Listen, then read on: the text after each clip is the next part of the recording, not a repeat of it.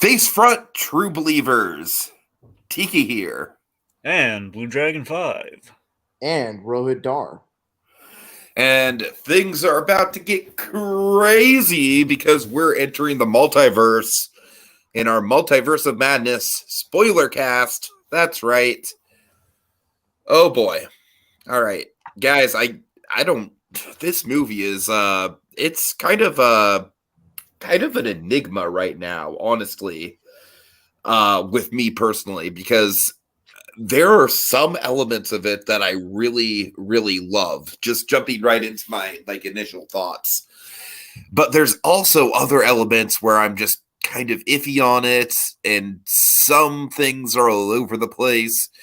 And I also feel like this is a great example of just kind of like how hype and expectation, essentially I feel like this movie, as far as hype and expectation goes, not for me personally, but just as far as just the broad spectrum of the fandom goes, this is essentially kind of like if No Way Home did not live up to the expectations that people had for it.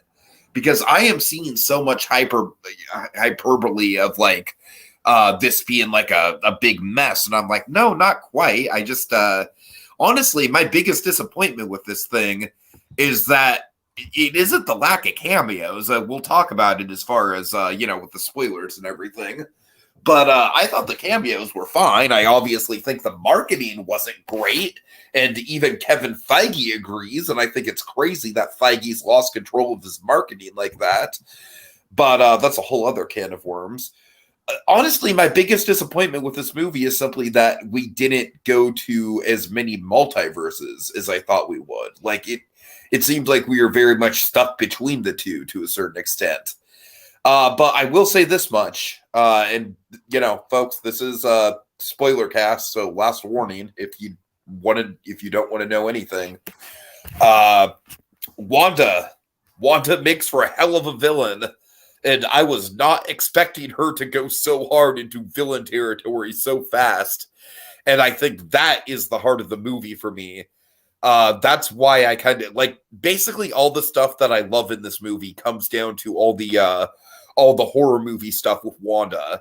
And for that reason, I honestly we'll get to the Illuminati stuff, but I think Wanda just wasting the Illuminati was actually kind of impressive. I don't really have a problem with it. But so I'm going to throw it to Rohit. What do you think of this thing? I really like this movie. I think it's much better than the first Doctor Strange movie. This movie really emphasizes the actual magic, not sort of the way the first movie approaches magic is another way of thinking of science or explaining magic through scientific concepts. It was very supernatural.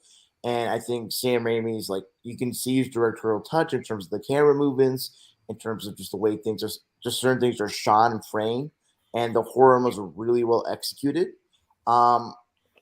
However, I think the film has a good breakneck speed and pace, and you just jump at the go. It's a good roller coaster ride, but I think in retrospect, it maybe is to some detriment to the movie because you don't have much breathing room for certain characters or certain scenes.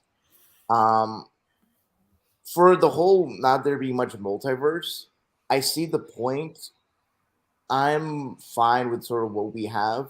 My assumption is that the MCU or Marvel series as a whole is aiming for the real multiverse craziness for, say, a Secret Wars thing, whatever that version of that shows up in the MCU. I'm fine with what we covered, and I think it's to the movie's benefit that we didn't go through a lot of multiverse because the movie's emphasis is on the horror aspect of it. And I don't know if you would maintain the horror aspect. You just go through a lot of multiverses. The ones that we did go through, and the ones that we spent a lot more time with, helped to lean into the horror elements the Sam Raimi was really good at. Doctor Strange, I don't hear much people discuss about his arc, in my view. I think it's a really good arc. And really enough, it kind of sort of parallels Michelle Yeoh's character's arc in Everything Everywhere All at Once, somewhat to a certain degree. And I think that's really the strong qualities that the multiverse is used as a device to explore certain themes, certain character motivations and beliefs. and for that I think I appreciate the movie a lot. For it's not I like Spider-Man Away. I'm a little bit better than Doctor Strange, but I think this movie's done well, at least in light of the production issues that come with this, like movie with Sam Raimi coming at the end. And I'm excited for where Sam Raimi and Michael Waldron would do with a Doctor Strange 3 if they have control from the very start of production. All right, cool. Really quick, Dragon, before we get to you, we have Aid March in the comments. He says, evening, guys. Wanda was a standout to me with this movie. Glad Raimi got to put his stamp on this one. And yeah, Aid March, I absolutely agree with you. I think Wanda totally stole the show with this film. Dragon, what are your thoughts?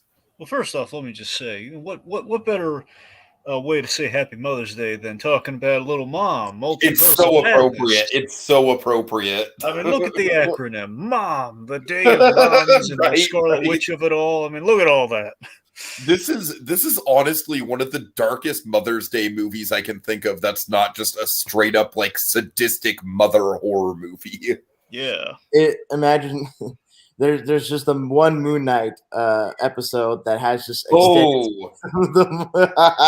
yeah, that's darker. That's definitely darker in a real world sense of the word. Yep.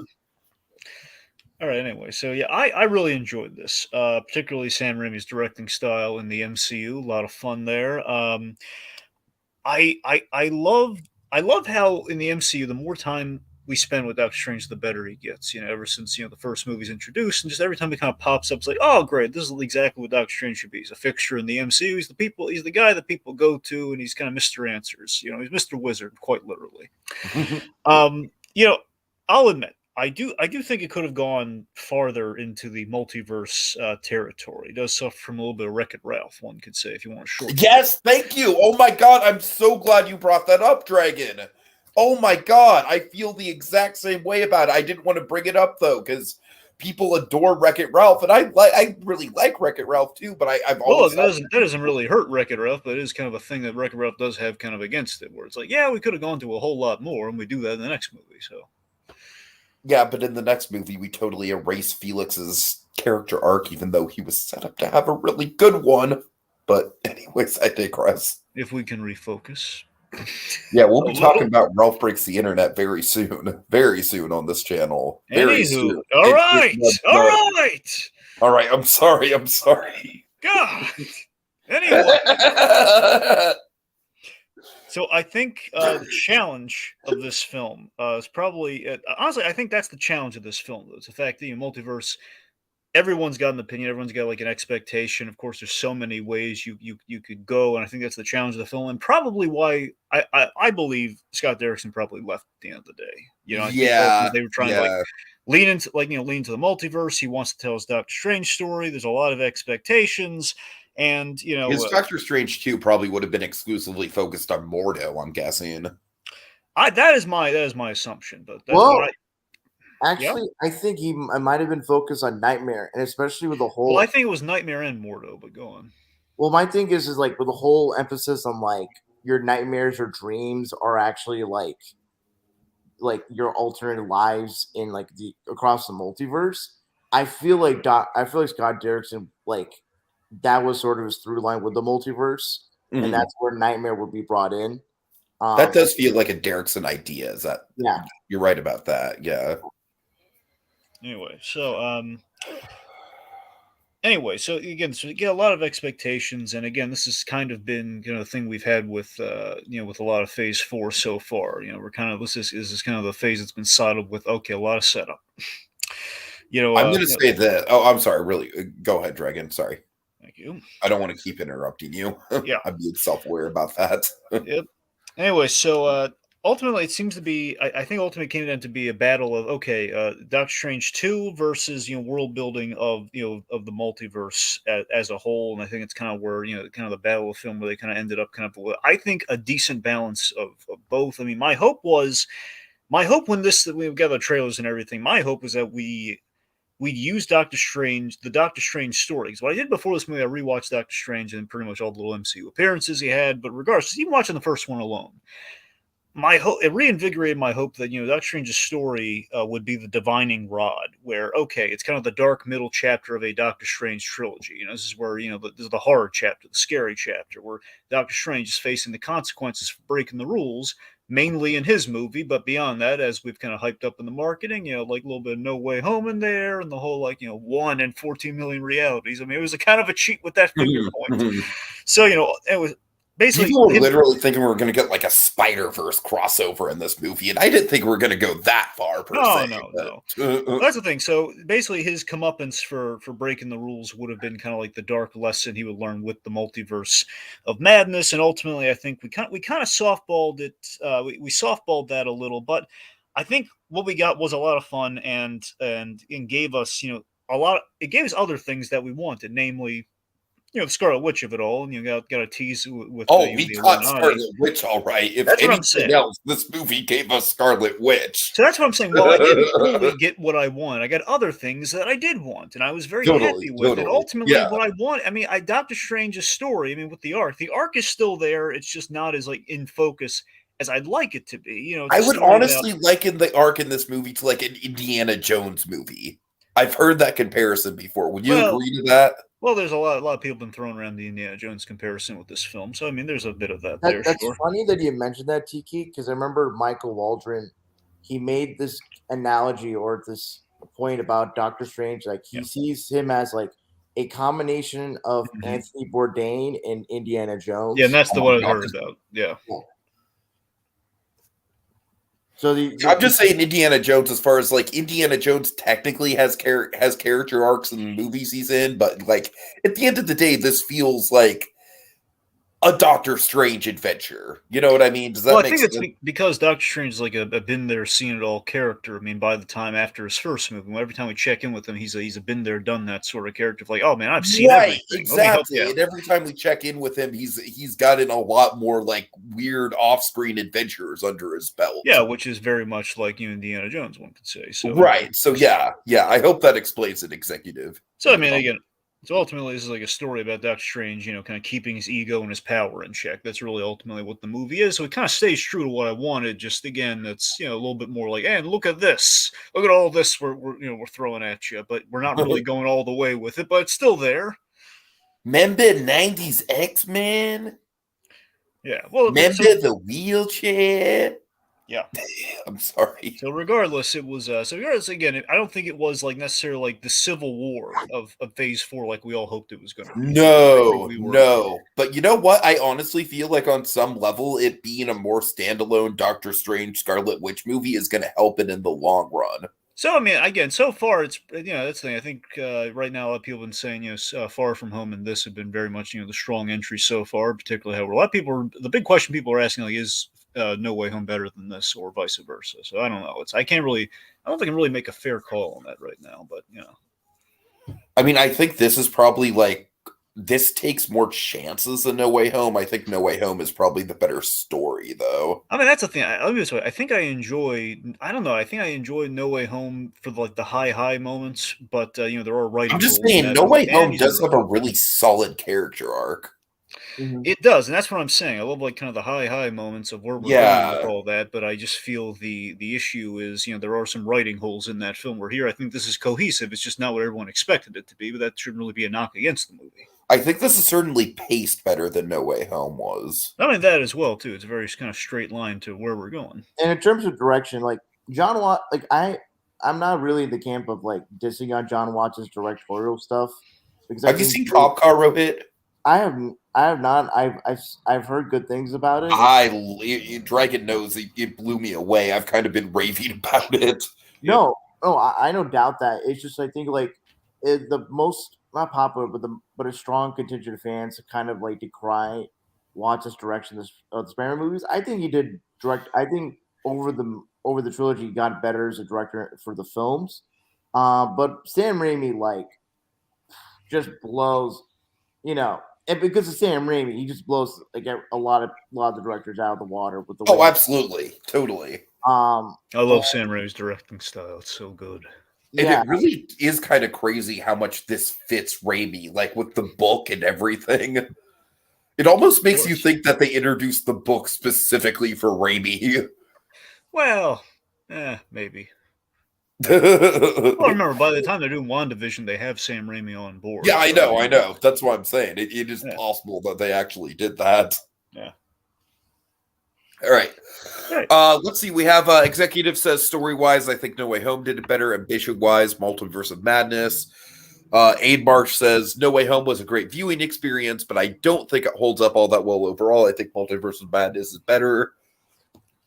So I do think it's a good, like, and I'm glad that people are kind of coming back down to earth with No Way Home, because I really like No Way Home a lot, but I don't think it's like the greatest Marvel movie of all time. But let's see. Bramello, our good friend Bramello says, do you guys think Spider-Man No Way Home, we've gotten away with being a 2-part film with the 2 parts being about with part 2? No, I don't think basically it would have been like back to Bramello. No. Basically, what Romelo's throwing out there is like, what if you did it like, Back to Futures 2 and 3, where I think people would have been pissed about that, because it's like all the hype going into that movie was about the multiple Spider-Men, and if we have like a part 1, it'd basically be like the Harry Potter and the Deathly Hallows part 1, where that movie is literally just like, all right, we're building to the good stuff, guys. All the good stuff is going to be in the next movie. I think I hear what he's saying, though. I think potentially had the marketing been different, like it not been like, had the whole like, hey, the 3 Spider-Men not been brought. So if they could have found some way like to not make anyone think that a part 1 would involve any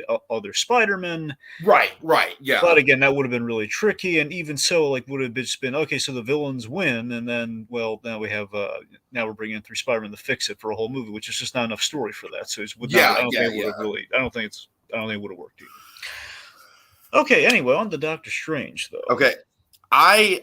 Now you bring up character arcs for Strange Dragon, and this is one place I do want to start, and I'm kind of like, I am pulling in a memento here and literally starting at the end. The post-credit scene with Bruce Campbell is amazing, and I love it. It's over! It's over! Just utterly. God, I love Bruce Campbell so much. I think this might be a hot take. All right? I honestly think the mid-credit scene is among the worst in the MCU. Well, what do you mean? First of all, it's just another example of, like, for a casual Marvel fan who doesn't know anything about the comics, outside of like the pop culture osmosis goes. I'm sorry, but I am pulling a big old Jamon Hansu in Guardians of the Galaxy when Charlize Theron pops up. I'm just like, who? And it's just every time. And it's just becoming a trend with Marvel now. It was cool when it was someone like Howard the Duck, because Howard the Duck at least has some sort of established pop culture lore behind him. Well, yeah, but it's the compromise, Tiki. It's that, okay, here's a okay, kind of sold let me tell you the bigger issue with it, though. I have a way bigger issue with it. It's that it completely undermines the effect that crazy-ass ending has. Because we have the crazy-ass ending with the third eye, which I think is an awesome Raimi-ass... It's a Raimi-esque ending. It's awesome. I love it. And I immediately don't care, because I see that he's getting along with the third eye just fine. Mm-hmm. Well, again, that's why it's like kind of the mid-credit, not the ending of the movie, though. Yeah, but I still saw it, though. So it's like I literally have no lingering, like, oh man, like, well, you saw that the other Doctor Strange, like half demon. What's going on here? Like, I can't wait. The other Strange could get rid of the eye when he wanted to. So what's the big deal? The big deal is that they literally could have had a whole movie of him adjusting to it. I don't know. I don't know what are you looking for? A whole movie? Rohith, where do you lean on this? Third eye? I see. That is a good point on Tiki's part. He's like, it would have been interesting to see like a whole third movie. Like, I'm not even saying that needs to be the focus of the third movie. I'm just saying it takes away the bite of the ending. Sure, I see it.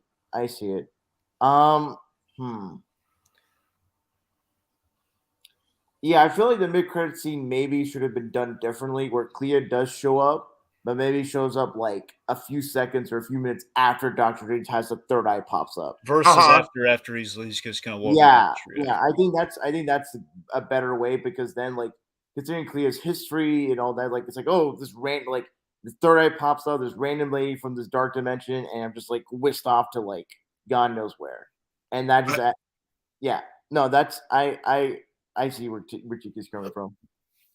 I mean, maybe calling it one of the worst in the MCU is hyperbolic.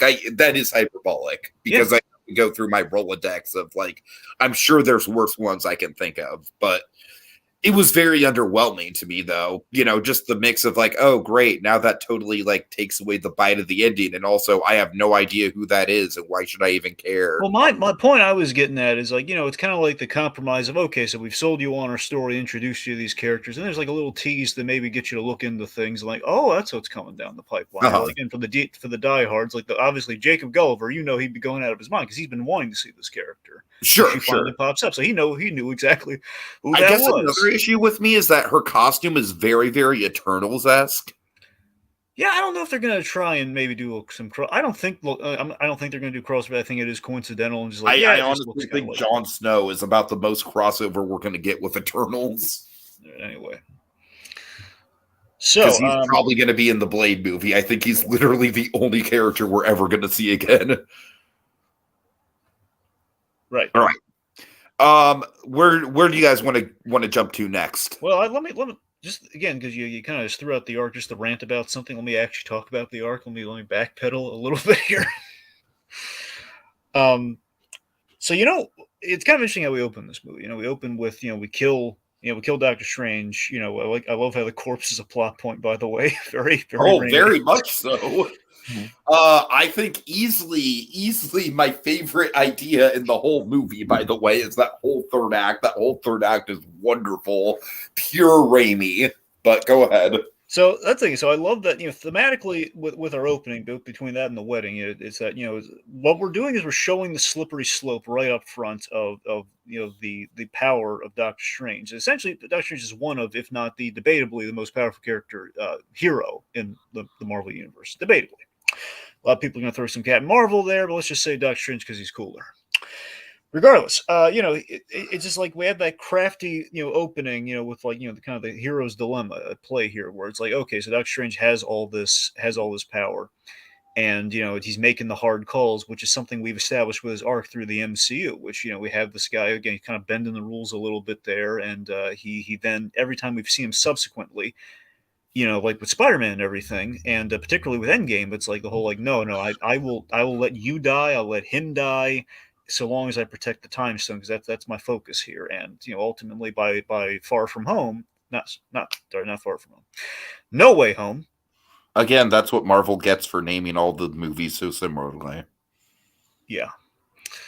Anyway, with No Way Home, he is, he's kind of grown to like. I view it as he's grown to liking the Peter Parker, and again, he did help him out, which then caused a lot of trouble. So it's kind of that balance at play with Doctor Strange. This whole story is him growing more humanity and taking the unsafe risk for the betterment of people versus like the cosmic order that he's kind of sworn to protect. So again, he's kind of leaning more in that Spider-Man direction, even though it's going to cause a lot of trouble, but it's the right thing to do. Sure. Yeah. So we kind of demonstrate like kind of the sinister side of Doctor Strange that he does have within him, that by the end of the movie, our guy, he's kind of lean towards the other half. But again, there's that sinister third eye though. It's like, oh man, like, is there a cost and everything? So we kind of set that up, and then we hauntingly, then we have the wedding. Go ahead, Rohit. Sorry. So what's funny is that Doctor Strange's arc and like the way this movie plays, it feels like Sam Raimi's kind of playing with like ideas from his Spider-Man trilogy, but like subverting or averting it. Like the whole Strange's arc is like letting go of Christine. Mm-hmm. He just doesn't just come back willingly to be with Steven, which is the complete opposite of what happens with like MJ and Peter in Spider-Man 2. And like you have like a villain who's like mentally ill, like essentially, and hurts a lot of people, and then in the end makes sacrifice themselves for the greater good. It was just fun. It was funny and interesting to see certain things that Yeah. I mean, also it's kind of fun. It kind of reminded me just of the irony that we have two Sherlock Holmes actors in the MCU. It kind of reminded me of the Downey Jr. Sherlock Holmes sequel, where it opens at him at Watson's wedding. He's just not he's just kind of botching it. So I love that Strange has this really. We have the big grounding human moment to the whole movie with Strange is are you happy? We pose that question to him. Are you happy? And I think with the post-credit scene, what we're really saying is like, he's not happy yet. Once he meets Clee, who eventually will become his wife and everything, that's going to be his path to happiness. We're going to give kind of reward Doctor Strange for everything he's gone through in a sense, hopefully by a third film. Mm-hmm. So basically, what we're doing with all this, and with the Christine stuff Rohith was bringing up, is that we're it's kind of piggybacking off the What If Doctor Strange episode. Oh, totally. That we saw with Christine, where it's Doctor Strange again. He's instead of saving her life, he's kind of pondering saving the relationship and the what ifs of that. Yeah. So like Doctor Strange is accepting his calling, but he's with it has that relatable missed opportunity thing we all have in life, though, where it's like, he's accepted the calling, but, he's regretful of how things went with Christine because he sees the life that he could have had potentially, that he knows, like, no, I'm not going to, he's not going to be a romantic comedy or anything. He's not going to, like, I object. He's not going to do any of that. Right.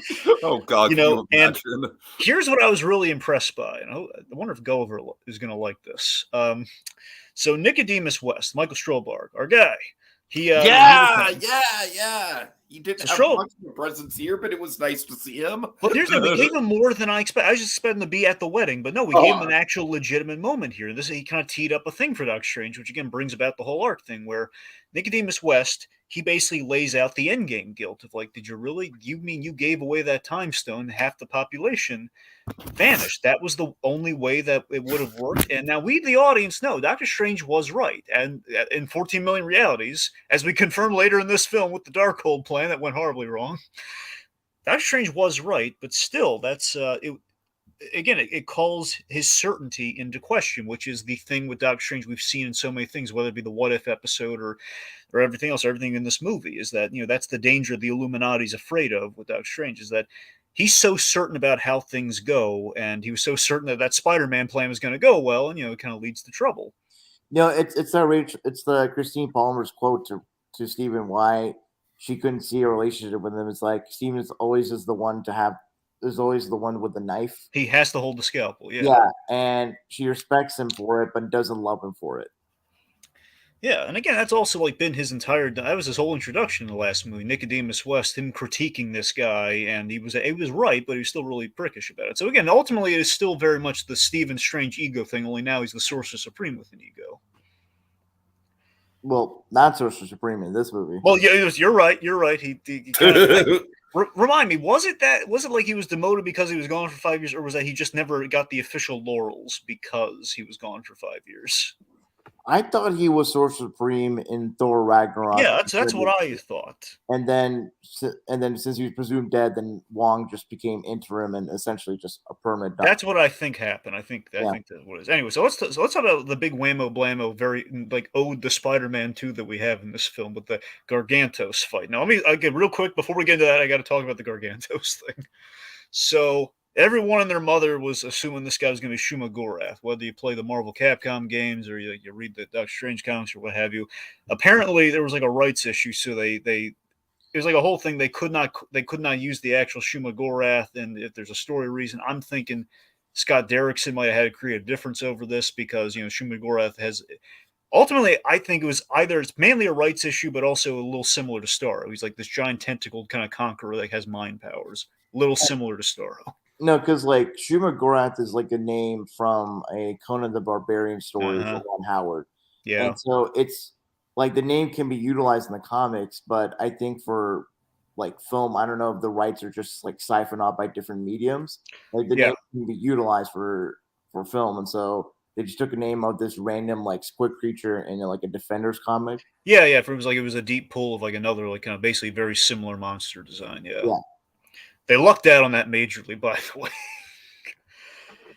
But Oh, maybe not. So that's the thing. If they ever do that thing, it seems like Shumagura is never going to happen. Which again, apparently, he's had really good encounters with Doctor Strange in the comics. So I'm not. I feel for our buddy who's the Doctor Strange aficionado on that. But anywho, regardless, so the fight that we do have though with this Gargantuos creature, really cool. Very much like Doc Ock versus Spider-Man in Spider-Man 2. A lot of fun. What's crazy about the fight is that like for Gargantuos himself, like this was the thing that was pointed out by some people I follow on YouTube, is like the CGI for the eye. Like I think the eyelid or the top part of the eye is like designed in a way that the creature can emit emotion just with one eye, and you can tell like fear, anger, and just like bewilderment like throughout that entire fight, which is like props to the VFX team for being able to get that right in light of it being a pandemic. So I thought it was a great, it's a great way of like, okay, get a little traditional superhero action before we get into all the craziness up front. Again, very much in Raimi's wheelhouse, what everyone kind of knows and loves Raimi for, Beyond Evil Dead, and also is a good introduction, like kind of action introduction to America Chavez. Mm-hmm. Yeah, America Chavez was definitely the part of the movie that I was most nervous about going into it. And I don't think she was like actively obnoxious like I was kind of worried she would be.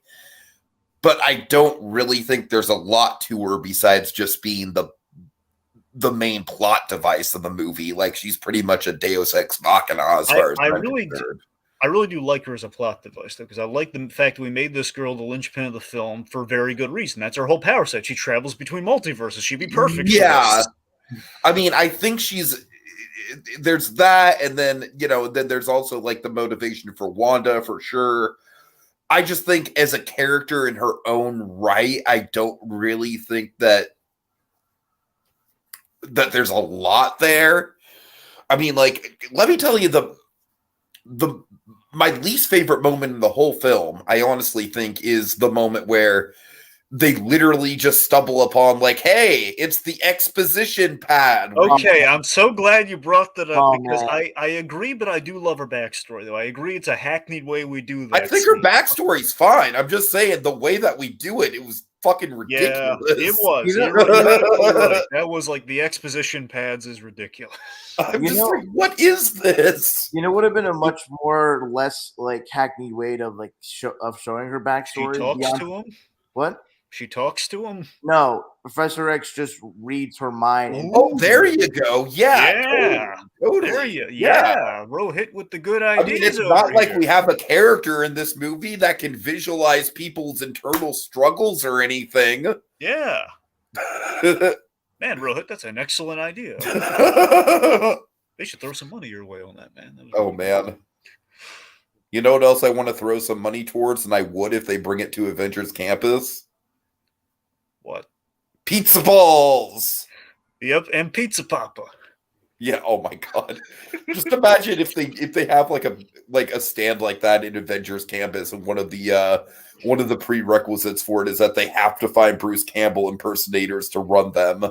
So I love, we had like the hand motif all throughout Doctor Strange, and like here we kind of have like an homage to the Evil Dead hand motif with Bruce Campbell. Yes, absolutely. It's straight up like Raimi homaging himself. No. Like, just have a little corner of Avengers Campus be like Earth 3 or A38, and like have like the green and red signs, and like maybe like a build out of like the Baxter Foundation. I mean, maybe it'd be a lot, but that could be seasonal.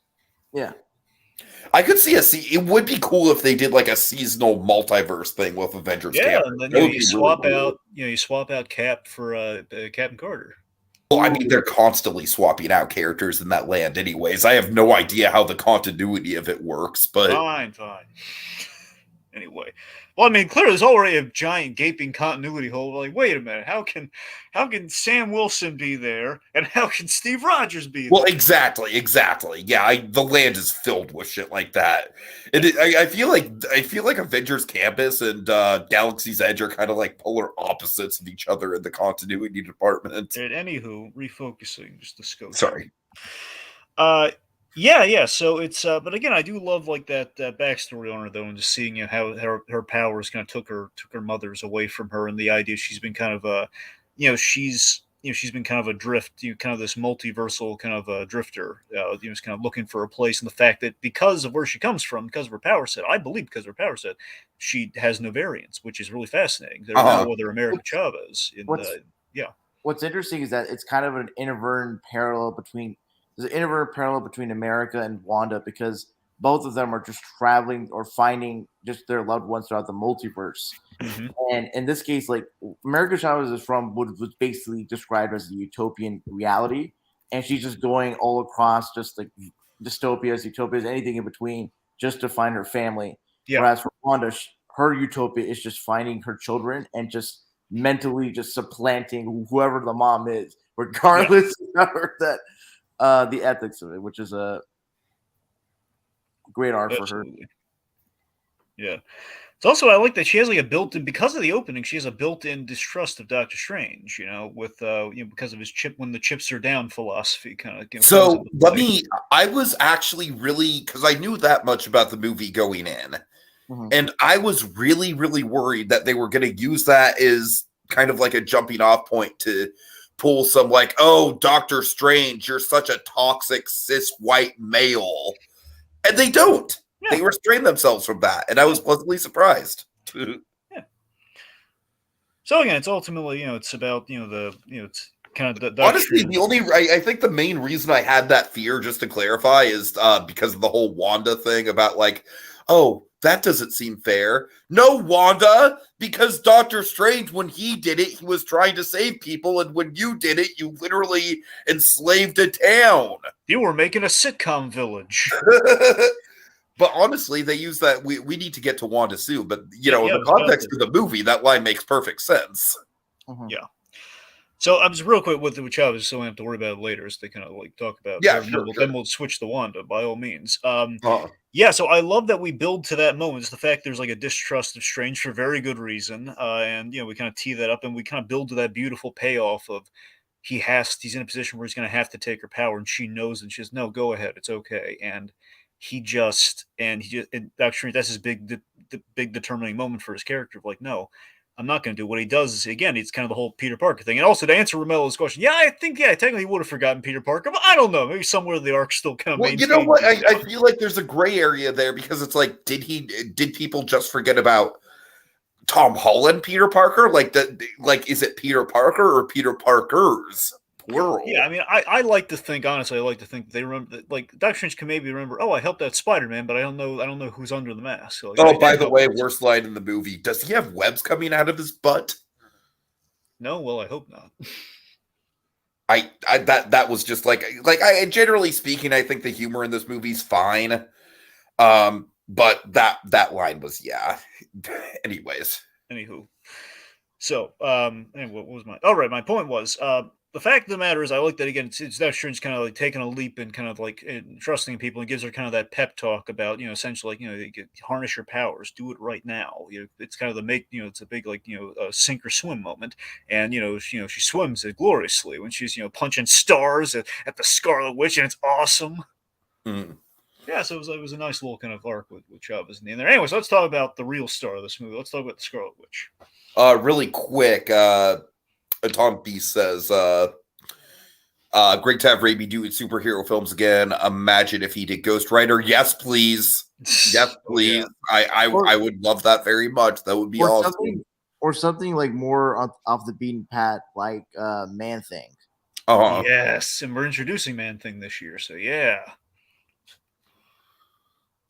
I'm just saying, like, Ghost Rider in particular just feels like that's like literally like exactly his tone. Yeah, but Man-Thing, he could do like kind of like a Dark Man thing with it though. Well, I just don't know much about Man-Thing, so I don't know. I feel like Man-Thing is kind of more up Raimi's alley, because Ghost Rider, like, I get like like the TV show Supernatural, like Heaven and Angels and all that's like heavy stuff. And Man-Thing is more like a B movie schlocky monster sort of a deal, and I feel like that's more in tune with Raimi's sensibilities. Not to say he couldn't do a good job. I'm just saying, I think Ghost Rider, I would like to see Ghost Rider like done in that style. Oh, okay. But yeah. All right. Let's see. Anyway, so Scarlet Witch. So again, just Just a great marketing misdirect, by the way. Just the fact that, again, it really seemed like, okay, we keep teeing her up like, okay, it's going to be him and Wanda going up against things, and maybe there'll be a turn. But no, right out the gate, we have that reveal. That reveal is so sweet, isn't it? When we just see like I never said her name, and then oh boy, all the cherry blossoms and every little apple seeds, whatever they were, just it turns into a decimated forest, Scarlet Witch, full on. Okay, she's made the villain turn. So I felt. In the theater, I felt so stupid not realizing that they were going to go this direction. And I am glad that I went the whole fucking time not having this element of the movie spoiled for me. Yeah. Because I just assumed that Mordo was going to be the villain. Because I always thought it was going to be, we were going to build to a crossroads moment with her, but no, right from the get-go. Oh, yeah. I was thinking like the villain would be like a big, like eldritch entity like Kathan or something like that. I wondered, because of that demon thing at the start of the movie, I thought, okay, maybe it's going to be Nightmare or whoever. So, yeah, one thing that people are saying is that it kind of diminishes Wanda's arc in WandaVision, but I'm like, no, I honestly think the ending of WandaVision diminishes Wanda's arc in WandaVision, and this brings it more full circle. Well, remember, I mean, the big thing with WandaVision is I think where they really struck it just right is that, okay, we had like the thing where she didn't go all the way, but then again, we had that post-credit scene where, we saw her looking at the Darkhold and hearing her kids crying out for, which teases up for this story. So that's your transition point. Well, what I'm saying with with how WandaVision did not hold up with her arc is the infamous, they'll never know what you sacrificed for them. Man, that line. Oof. Yeah. Well, regardless, I will say this about WandaVision. I'm going to say this. I think Doctor Strange 2 most dependent on MCU Watch Project. Oh, absolutely. Absolutely. You really do need WandaVision. I do not know how anyone could see this movie and be like, what's going on? Because I mean, even if just playing, I remember from the get-go, they said, okay, the Disney Plus shows you won't need as like required viewing, but they would enhance the thing. But I mean, this one you really need to know, okay, where did the kids come from? Yeah, it's pretty much required viewing. And also, basically, you have Endgame, and then she had kids. Yeah. And she was and it's like, what happened if? No, now I'm thinking about, since like Captain America 4 has been announced like a while back and is an active and is at some level of development. I wondered then when Captain America 4 comes out with Sam Wilson as Captain America, like how much do you need to watch the Falcon the Winter Soldier? Well, that one's a lot of an easier transition. It's like, okay, so he's Cap now. That's what we teed up in Endgame. Well, He's been handed the shield. He becomes Cap. Well, no, because of Isaiah Bradley shows up and like Sharon Carter shows up as like the power broker. Like those are things that counter out of left field. Well, Sharon Carter got a point that we didn't really do a great job of explaining how she became the power broker. Anyways, that one could be recapped rather easily. Isaiah Bradley, you're right though. But then again, we have the Captain America Museum, which much like Winter Soldier. I mean, also like U.S. agent like that. Like he's already established as like a person in the MCU. So. Okay, you're not wrong. U.S. agent, though, again, depends on how good a reintroduction they'd have. Some of these are just dependent on reintroduction, but this is like, okay, established characters with the kids. That's something you do need to know about, though. Yeah. Anyway, so again, it seems like they're backpedaling on their statement of like the whole, like you don't necessarily need it, but regardless, it's going to seem to be really or like highly recommended. So this one, that's kind of where we stand there. Anyway, so the Darkhold. So the Darkhold, the turn at the is awesome at the cabin there, and we have just like the nightmare tragedy when she wakes up and we see her having her kids, and we're playing the moment we play that WandaVision music. WandaVision. Oh, I loved it. Yeah. It's like, now you got to admit, for people that have watched WandaVision, it's great fan service and it's a great continuation. Of course, yeah. So, I mean, just with Wanda and Doctor Strange, of course, two fascinating characters, though. And again, now we know absolutely why. Okay, this is why Doctor Strange isn't at the end there, because this pivotal scene would have happened in WandaVision. That's why he didn't show up at the end. That makes a lot more sense than just like, well, we didn't want to have the man explaining things. Yeah, I don't know if maybe that was a cover answer, Tiki. Do you think that might have That's another reason why I was like, why I was worried about the thing I was worried about, by the way, was that factor. Just for the law of averages, is probably not what happened. I'd like to think if I was, okay, what ridiculous thing can I give him so people will not imagine that she's going to become the villain at the top of Doctor Strange too? Like, okay, well, Doctor Strange didn't show up for these BS reasons. I mean, honestly, I will give the marketing department props for not. I mean, granted, I have heard that later TV spots have did give some stuff away. Yeah, about well, WandaVision. I'm really peeved at how they handle the Illuminati in the marketing, like the whole I shouldn't have known the Patrick Stewart. Look, hearing Patrick Stewart The trailers, Illuminati stuff honestly doesn't bother me as much because, like, at the end of the day, the Wanda thing was a big story turning point that I didn't see coming. Yeah. The Illuminati, it literally could have been anyone. It would have. Well, had I mean, they showed the chair when it enters. Like they shouldn't have done that. That was the thing I was really peeved about having spoiled for me. It's like, oh come on! And it's not. I wasn't seeking out marketing. It just happened that when I was at a movie, like, oh, I did want to see the chair. Darn. Sure. Yeah. Or the Shield. Yeah, that too. Whereas, like, I mean, look, I had a feeling she was going to be in it, but I didn't want to see it, and so that kind of anyway.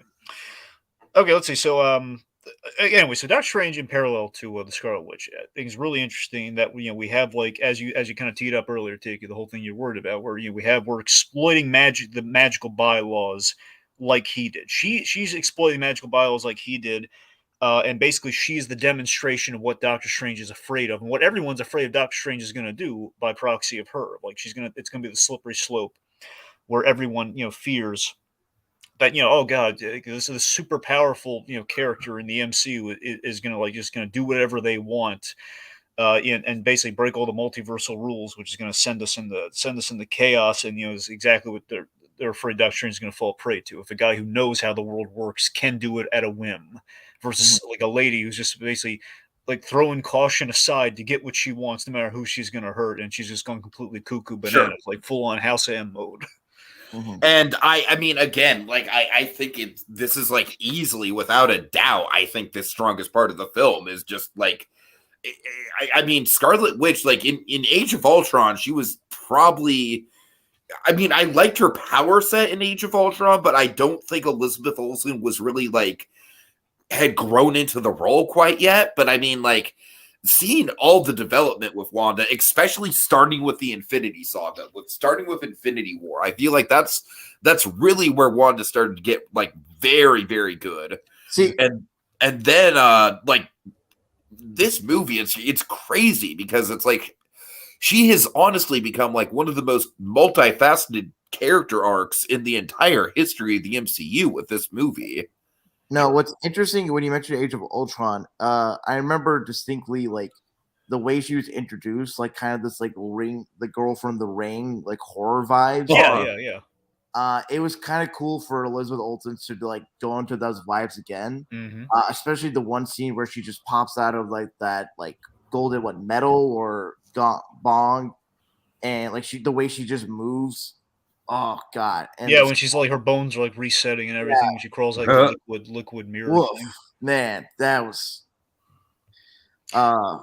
yeah, for sure. I mean, ultimately, again, what makes her a great villain, by the way, and again, possibly in a weird way, again, possibly one of the great MCU villains. If you I would say she's solidly top 5, perhaps top 3. Which again is so heady to say, given her previous hero status. But that's kind of the character. Sometimes it's the one legit MCU villain that's played like a horror movie monster. Like totally. MCU villain that like. Yeah, I mean the closest we've kind of gone to this before, and again, oddly with another kind of hero villain sort of thing, is like Bucky's play like Darth Vader in Winter Soldier. Right, but I mean, this goes so much harder. No, you're right. It does. I'm just saying, but this goes like this is basically like a hold my beer moment in contrast to that. Well, yeah, you're right. Again, two very different things, mind you. And this is like, okay, let's take literally debatably the most powerful figure in the MCU. Right. So, anyway, regardless, what makes her a really good villain is much like all the classic, Marvel villains. Is what makes a good villain in general. She has a very relatable goal. She wants her kids back. Motivation, baby. And we have like a whole series devoted to us. Motivation. And we have a whole series dedicated to us rooting for her. So she has like a whole legion of fans built in. Like, yeah, Wanda. Totally. Like, yeah, Wanda, go. And of course, like, no, Wanda, don't do that. Why are you killing all those sorcerers? Not the Minotaur guy. No, the Minotaur guy is fine. The Minotaur guy is fine. I'm just saying. Yeah. He's fine. I'm just saying, like, no, don't threaten them. We just got to know him. Don't turn Reed into spaghetti. Yeah. Oh god. So we should probably let's get to the Illuminati. Okay, so the Illuminati. So again, of course, this is a big kind of a razzle dazzle of Multiverse of Madness. You know what? I'm not gonna lie. The one fan service thing I am disappointed wasn't in the movie was Tom Cruise. Yeah, I built the Tom Cruise thing in my head. Like I built it up in my head too much. We know why we don't have the Tom Cruise thing, though. Essentially, it's again because here's the thing with the Illuminati. I don't believe I'm getting this wrong here, and I'm pretty sure this is like confirmed. Is that all these guys? They're not like a grab bag from different multiverses. They're all like in the 838. Thank you. The 838 universe.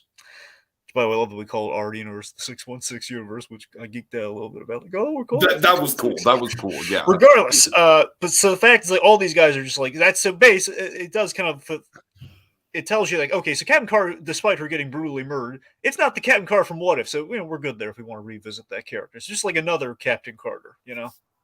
Sure. Plus, we kind of know she was in the stealth suit, and she didn't have a jetpack. So I do have a question though regarding that universe. Okay, what do you got? So Captain Carter is quote unquote the first Avenger. But that's how Mordo introduces her. Captain. Yeah. Maria Rambeau is Captain Marvel instead of Carol in this universe, correct? Yes. That's the implication. Yeah, Maria Rambeau is like Photon, or somehow she became. No, she's called Captain Marvel. Oh, right. Oh, well, there you go then. Yes, Captain Marvel.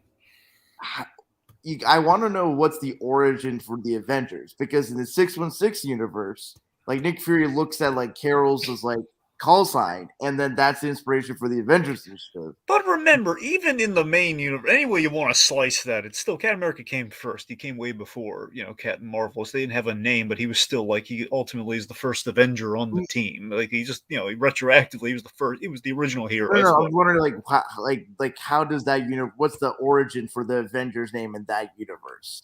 Okay, well, we don't know that, but sure. that's aside. It was interesting. There's 7 chairs, and only 6 out of the 7 are filled. Well, Mordo was Mordo in the room during that? No, yeah, it's only 6 people in the room down on the days, but there's 7 chairs. Oh wait, remember Doctor Strange was on the. Well, then again, Mordo took his place. No, you're right. I'm sorry. You're right. Yeah. Yes. So there's like a lot of theories that I've heard. Like there's like, it was like Superior Iron Man was the 7th member. Hank Pym. 838 version of that, or like Namor.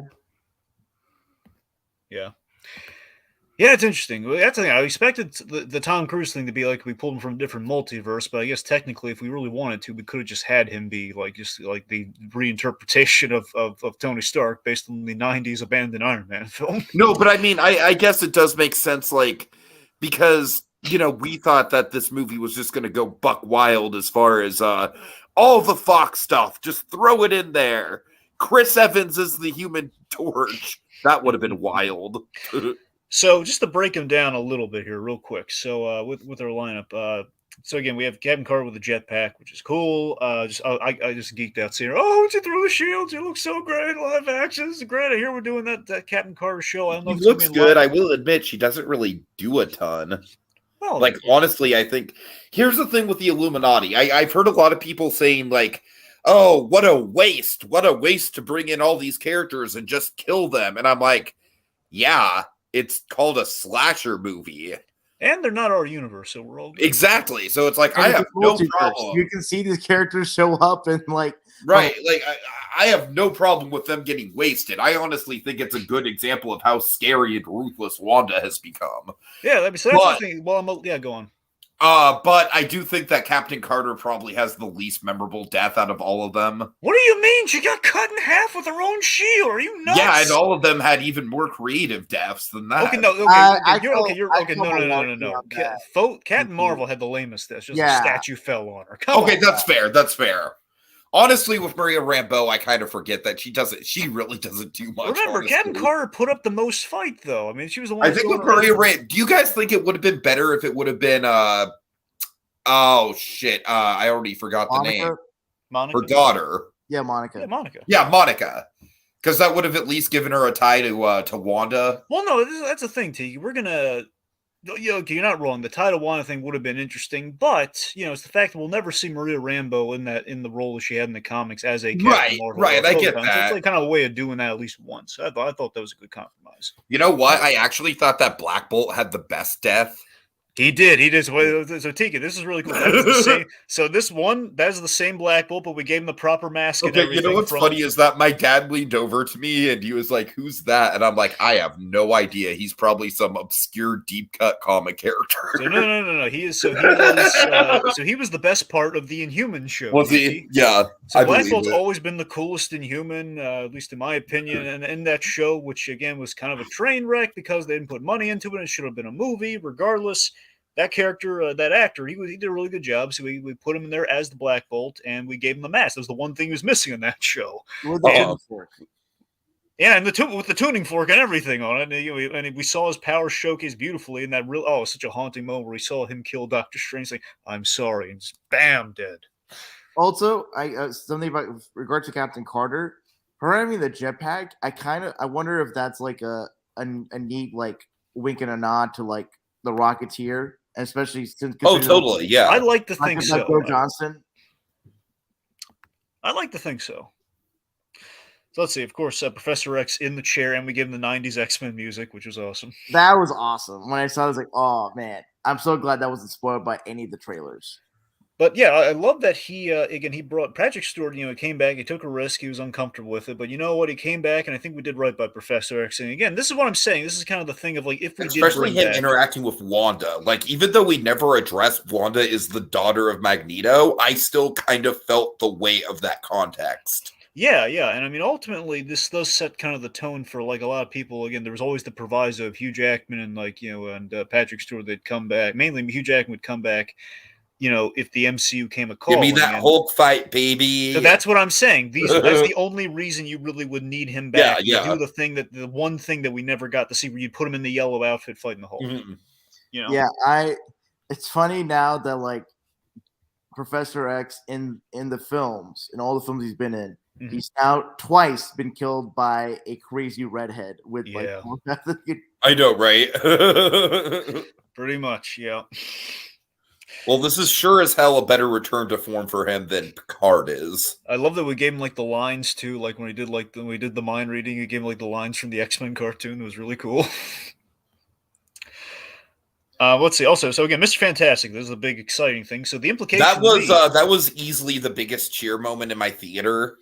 So the implication to me, and I could be wrong here, if they really wanted to not do this, because again, when we thought it was going to be a multiversal panel, that would be like, okay, so that means if we cast the real Reed Richards, could be a different guy. I think it's going to be actually John Krasinski when we do the Fantastic. I hope it's Krasinski. So I've heard rumors now that Krasinski's going to direct, which honestly, I'm just not sure how well Krasinski's style would translate to Fantastic Four, but I don't know. I wonder if he is a fan of Reed Richards. Obviously, he played him, so I'd like to think that's a good omen. But it's. I'm just like with Krasinski. It's just it's such an interesting position to be in, where it's like he's basically like the internet's ultimate fan casting right now. So I mean, again, he had expressed this. Again, he was going to be Captain America, so he's definitely got some Marvel inclinations in him. But regardless, with Krasinski, what I'm hoping they're going to do here is that this is like an experienced Reed Richards with the beard and everything, and the family. He has kids, so I'm thinking next time we see him, he's clean shaven in the origin of the Fantastic. And Dragon, I love my facial hair symbolism, so I like that idea. So that's what I think they're going to do. Not only is he clean shaven, but also his suit is going to be blue and white instead of blue and black. Ooh, that's a good idea. Yeah,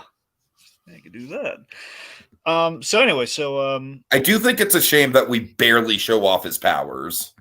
Well, again, he used it during the scene. You're right. We could have showed it off a little bit more. Reed Richards isn't much of a fighter, though. He's always just kind of, That's true.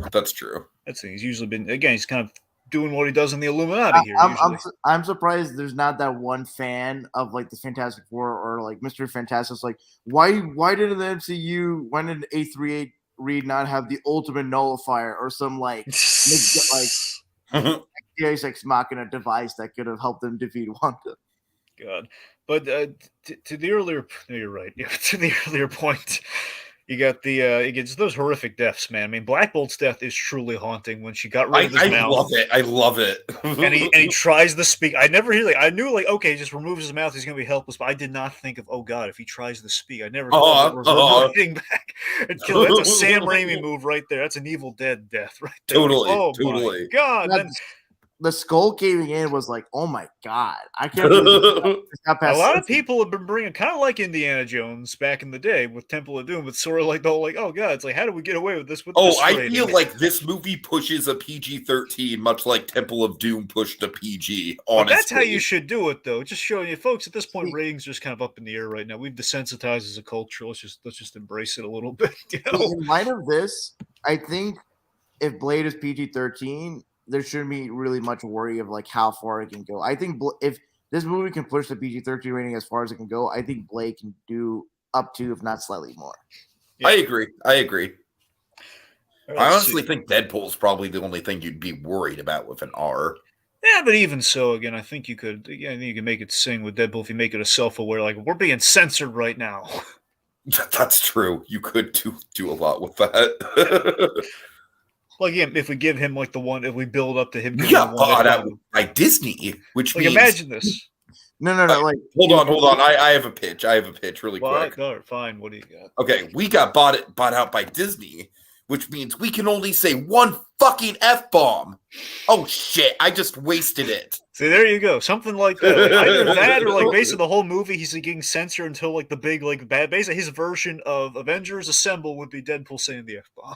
I was thinking like Deadpool just shows up at the MPAA's like office or whatever. Yeah. Threatens them just to let like more stuff slide for the PG-13 rating than would normally get passed by them.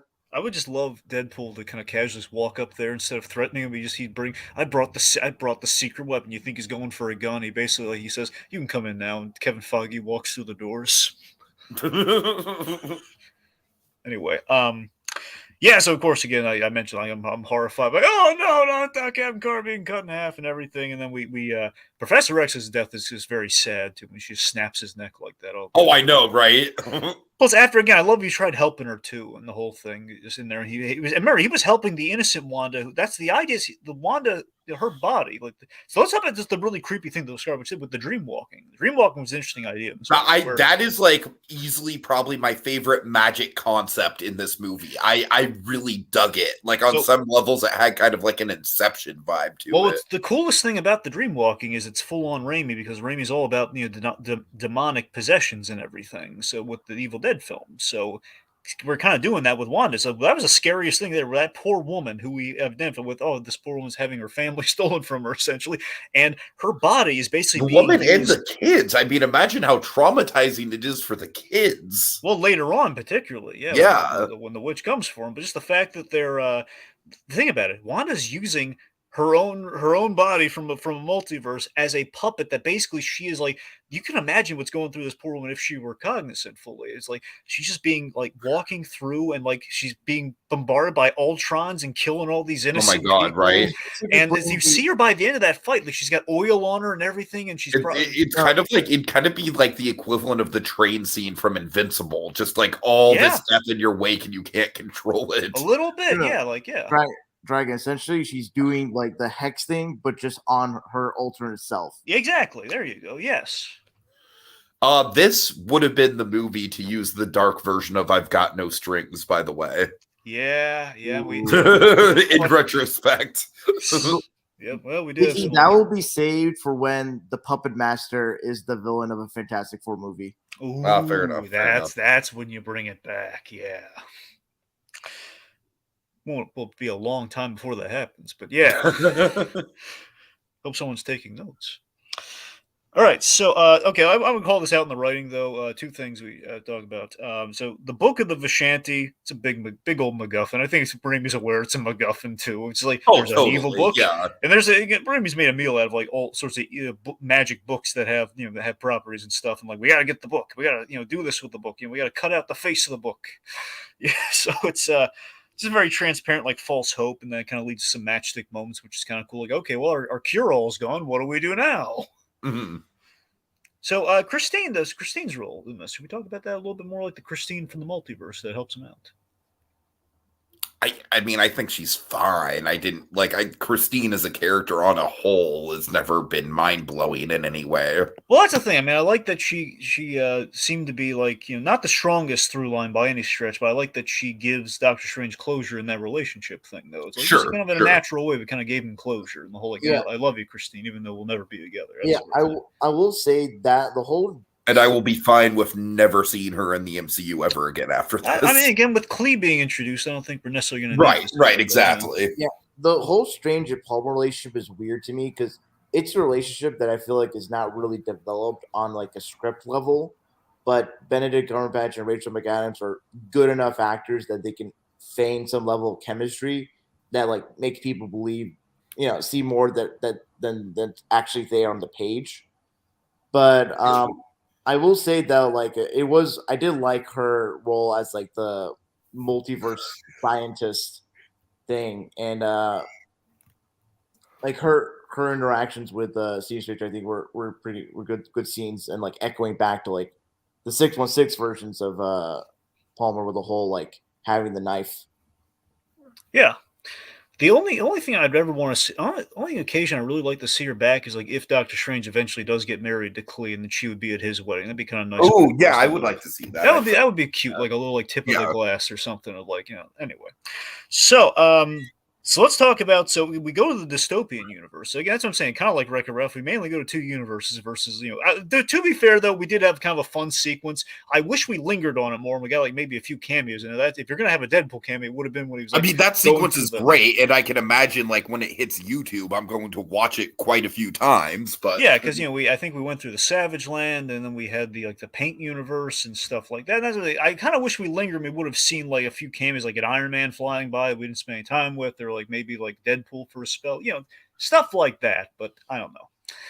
I'm spitballing there. Just regardless, I mean, that would have appeased people that had kind of the Wreck-It Ralph complaint. Like, it's only sure. It would have been an easy spot to have some more cameos in there. Yeah, it would have been a way of at least getting.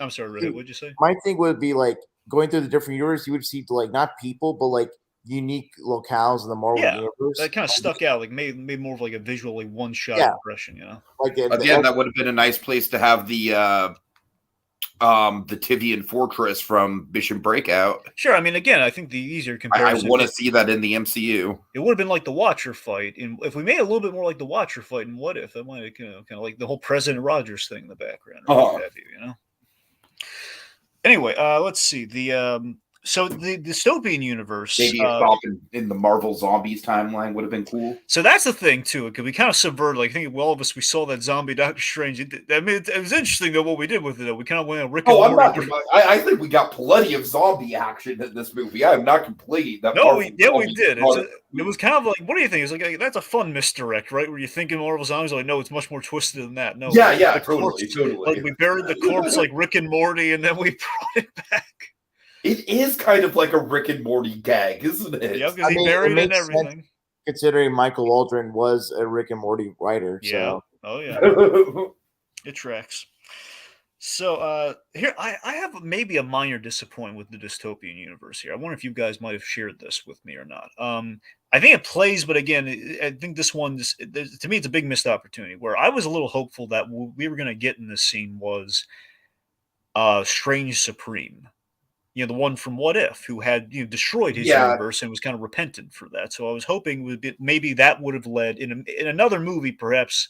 I'm not saying basically another version of this. Perhaps it would have been like, this is what gives instead of like kind of a fighty fight sort of moment. It would have been like, this gives Doctor Strange introspection by talking to a Doctor Strange who can basically after everything Doctor Strange just learned about what the capacity he has for screwing things up. Mm-hmm. This guy says, hey, I screwed everything up. You don't want to do this. And because, again, everything that happened and, with the What If Doctor Strange, and also in relation to Christine of it all, which that character had. Mm-hmm. He did all for Christine and everything. But again, that's kind of a missed opportunity. Right. We have what we have, but regardless. What's really interesting, though, now that you mentioned that, you mentioned the fighty fight of it all. Yeah. Me, I am not the biggest fan of that type of stuff. Yeah. the musical notes fight might be my favorite scene. That was that's the, I don't mean to put. I'm not putting down the fight. I'm just saying the fight gonna happen. I know it doesn't make sense. I know it doesn't. Who even cares really if it makes there sense? for the context of the story to work. It's great. It's so much fun. It's so much fun, dude. I love it. Of course, the Sorcerer's Apprentice, essentially. You clearly can It's tell, so like, creative. yeah, you can clearly tell the magic, the way it's displayed in this movie, is more magic with a capital M, and not. Oh, totally. Draken, it very much reminded me of the base battle from Scott Pilgrim. Oh man. Yeah. Oh, It God. had that energy to it. All right, so we get the third eye, which is indicative of it's not just like a kind of a creepy visual thing. It's the fact that if he uses the Darkhold, he's going to become essentially dark and demonic, and that's what the eye is. So ultimately, our Doctor It's Strange. almost as if the movie was building to a cliffhanger or something. You know what's weird though? Last movie was hands. This movie is eyes because we have like That's true. Yeah. This again. If you want the windows of the soul. that's the thing. If you want to be all like, if you want to read into everything, you could say again the hands are like kind of like for a surgeon, that's his life and his livelihood, and again finding a new purpose and new stuff to do with his hands, and for healing. And it's kind of a healing journey for Doctor Strange. And here, this is the introspection, kind of the knowledge, the journey of knowledge, the whole third eye of it all. And it's the whole like you're seeing yourself and reflecting. Yeah, and like the whole. I mean, in the comics and in like Hindu or just like Asian, mysticism, like having a third eye is like an opportunity. It's enlightenment. Yeah. One could say the next movie is going to be will be really creepy, but the next movie could be all hearts because it's a love story. Maybe. I was honestly. You know how they could do hearts though? They could play with they could play with different levels of they could play with the heartbeat. That would probably be like a big thing they could do, like have a heartbeat in the soundtrack. Yeah. Maybe like have Doctor Strange suffering from anxiety attacks or something. Yeah. And also like there's like a classic Edgar Allan Poe story, The Telltale. Yeah. There you go. Yeah. And also, but the thing is also, if there's an emphasis on the heart, I feel like Captain Logan was like, oh, this is just like retreading like the whole heart motif from Iron Man stuff. And Captain America, mainly Iron Man, but yes. Yeah, no. But what's funny is like when you mentioned the heart and the like eyes and the hands, I also think like the Asian mysticism, how about like certain parts of the body, like when you connect or touch like nerves and all that stuff, like there's like spiritual energy that flows through. Sure. Yeah, the chakra thing. Yeah. So let's see. Also, real quick, just again, just give it a shout out. A little bit of the cloak of levitation. You got injured, and then we fixed it. A little patchwork on the cape. Just want to get that in there. Like the cape, that's adorable. I love the cloak of levitation. It didn't really have as much to do in this movie, though. I mean, it saved America Chavez a bunch of times. That was nice. Yeah. I'm just saying, like, as far it didn't really get as characterized as much as it did in the first movie. I'm fine with that because the one scene I really dislike for the first Doctor Strange movie is like when Stephen like sheds a tear for like the H1's death. Yeah, and, like the cape just tries to. Oh come on, that was cute. No, that's like one of those moments in the MCU where like the cape is essentially the carpet from Aladdin, so it's Yeah. Anyway.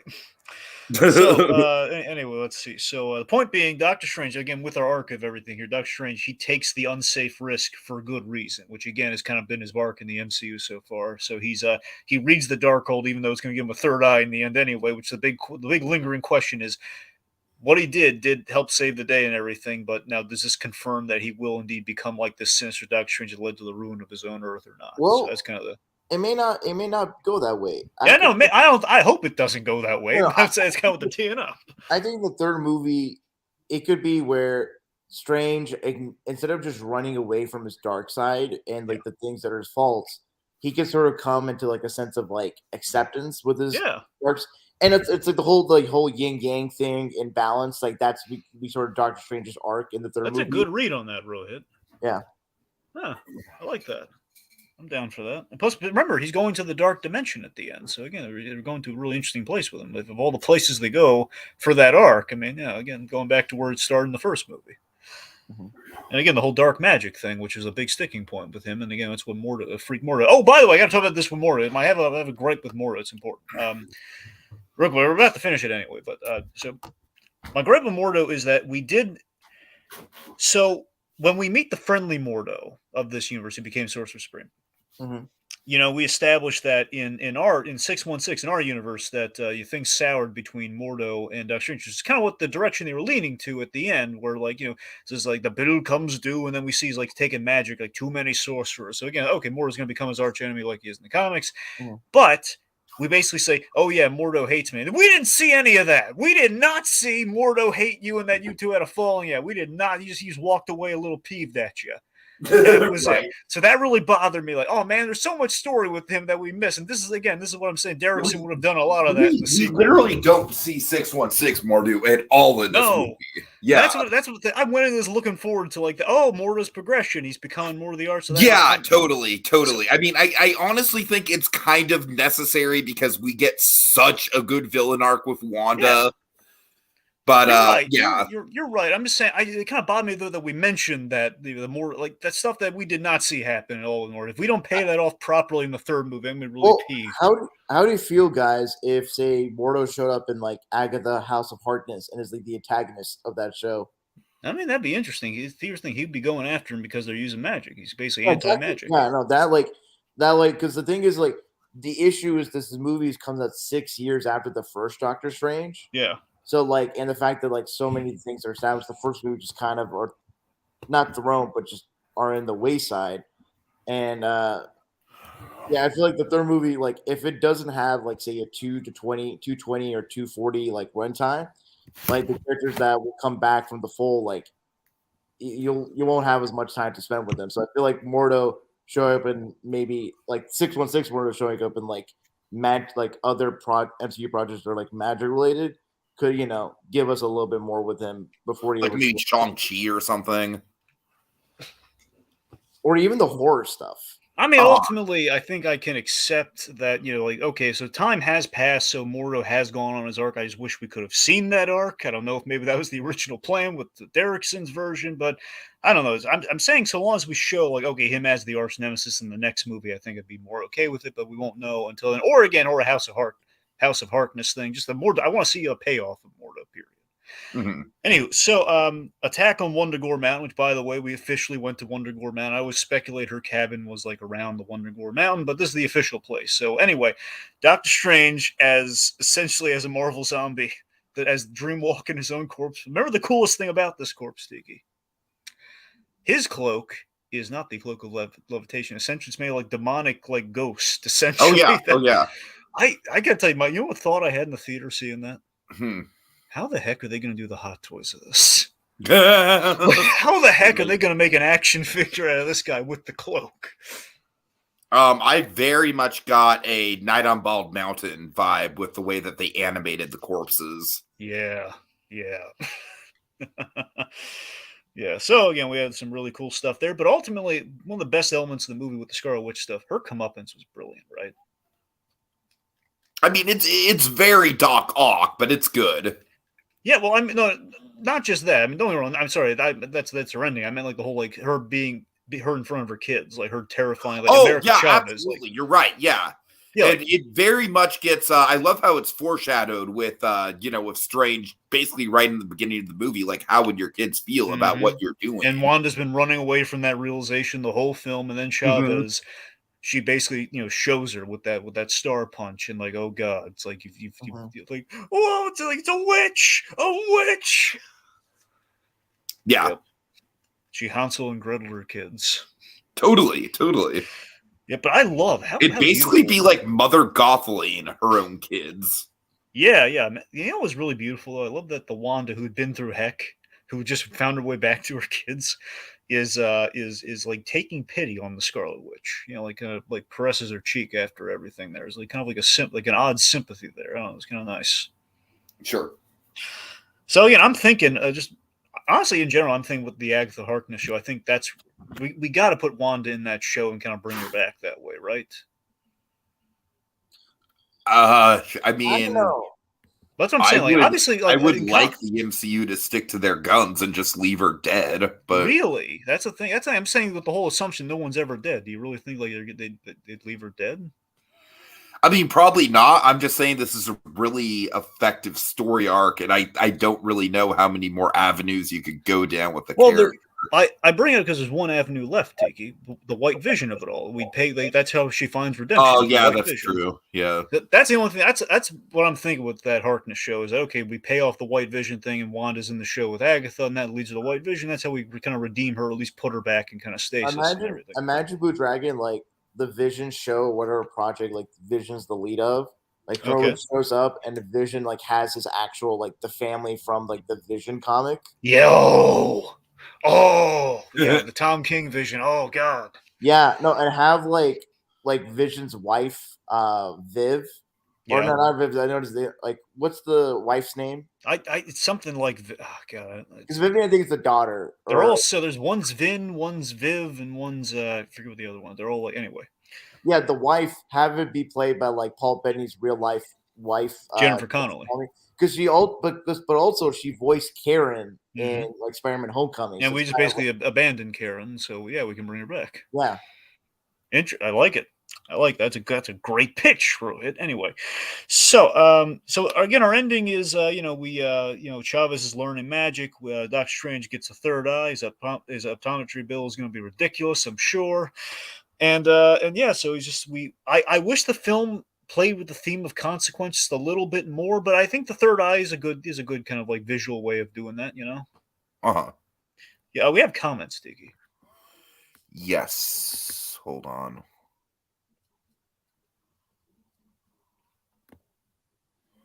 I mean, we got a bunch of them, but well, I mean, real quick, first of all, let's shout out Mutale. Hey, yeah. Hey guys, you show up a little late, Mutale. We're kind of getting close to wrapping up here, but thanks for tuning in and watching when you get a chance.